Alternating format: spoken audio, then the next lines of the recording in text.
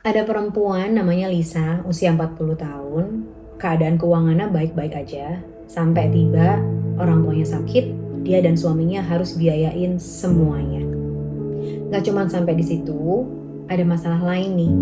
Mereka berdua gak bisa bayar KPR udah 3 bulan berturut-turut.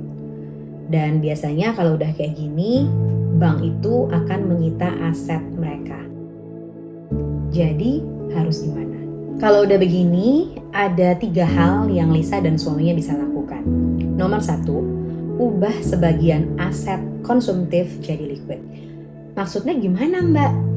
Di sini Lisa itu punya 3 mobil dan 1 motor. 2 mobil punya Lisa sama suaminya, 1 mobil punya orang tuanya, dan 1 motor itu biasa dipakai sama suaminya.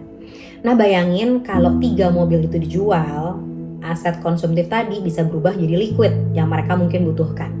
Tapi kalau Lisa masih nunggu sampai tahun depan, 2 tahun lagi, ya pastinya tahu dong liquidnya udah berubah jadi berapa. Kenapa sih harus segera dieksekusi?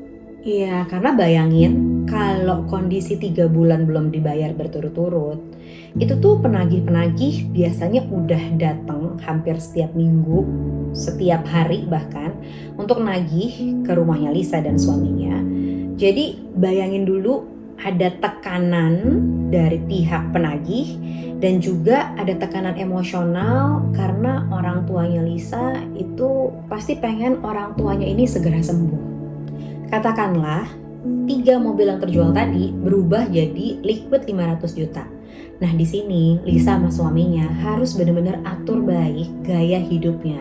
Ini masuk ke poin nomor 2. Yang kedua, cut cost semua gaya hidup.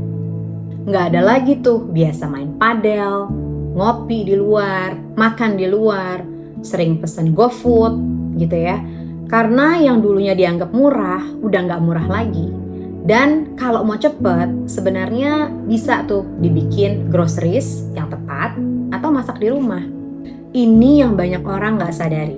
Ada banyak banget biaya ekstra yang harus dikeluarkan karena mereka nggak ngerti dan gak pernah hitung biaya pengeluaran mereka setiap bulannya. Ini masuk poin yang ketiga. Nomor 3, Lisa dan suaminya harus hitung ulang semua pengeluaran mereka. Untuk urusan income, Lisa dan suaminya sebenarnya enak karena mereka bukan berbisnis. Artinya mereka punya income yang tetap karena mereka bekerja. Berarti kalau tadi di awal itu mereka udah punya masalah 3 bulan berturut-turut, itu KPR-nya tersendat, berarti ada sesuatu yang bocor nih dari pengeluarannya mereka. Nah, bisa jadi itu adalah gaya hidupnya. Tahu nggak sih, biasanya emang gaya hidup itu mengambil porsi terbesar dalam pengeluaran rumah tangga. Apalagi buat orang yang tinggal di Jakarta atau di kota kayak Lisa dan suaminya ini. Dengan ngurangin gaya hidup atau kebiasaan konsumtif yang gak perlu, Lisa jadi bisa menata ulang pengeluaran mereka. Oke, jadi menghitung ulang atau budgeting ini akan menentukan prioritas kebutuhan utama yang dia butuhkan di musim ini.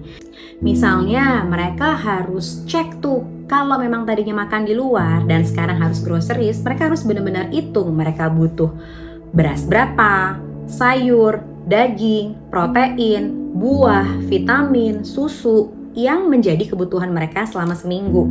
Terus dikonvert jadi sebulan. Nah itulah jadi biaya makan yang ada di rumah selama sebulan.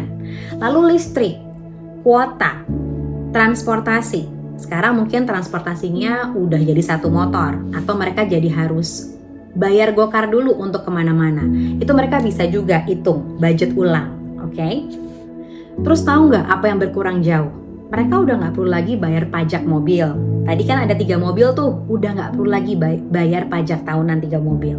Terus nggak perlu lagi siapin maintenance mobil, karena bisa aja mobilnya tiba-tiba harus isi oli atau apalah, masalah mobil kan banyak banget ya. Belum lagi di masa ini, kalau gaya hidupnya udah berubah, mereka berdua jadi punya waktu berkualitas sama orang tuanya.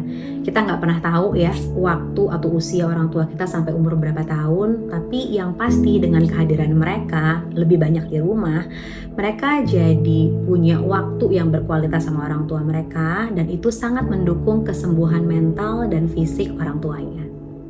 Jadi buat kamu yang masih dengar sampai saat ini, pesan saya adalah kita itu nggak bisa mengendalikan masalah yang datang dari luar ke hidup kita. Tapi kita bisa mengendalikan bagaimana yang terjadi di dalam kita. Saya Wulan Sian CFP, Certified Financial Planner yang pengen banget tolongin kamu tidak khawatir sama uang.